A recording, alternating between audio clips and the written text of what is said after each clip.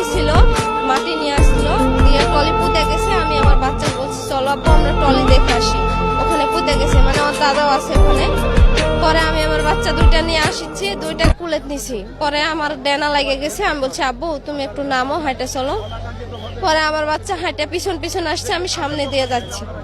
আমি ওই গর্ত পার হয়ে গেছি, আমার বাচ্চা ওই গর্ত পার হতে লেগে খেয়াল করেনি, লাড়া দিয়ে পুরো আছে। পরে লাড়ার পর পাও দিছে আর ওই যে গর্তের মধ্যে নেমে গেছে। পরে মা মা করে ডাকছে, আমি পিছন ঘুরে দেখছি আমার বাচ্চার মা মা শুনতে পাচ্ছি, কিন্তু আমি দেখতে পাচ্ছি না। একটু আগে এসে দেখছি ও গর্তের মধ্যে থেকে মা মা করে ডাকছে, হাত দেখতে পাইনি। পরে আমি কান্দা শুরু করেছি।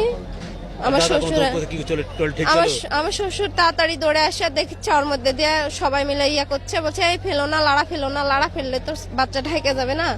আমার শ্বশুর নিষেধ করছে লাড়া ফেলো না, লাড়া ফেলো, দাঁড়াও দাঁড়াও দেখি। পরে আর আন্দার তো আর ভিতরে আর কিছু দেখা যাচ্ছে না, লাড়া পড়েনি। এখন আগে থেকে পড়া আছে কিনা বলতে পারবো না।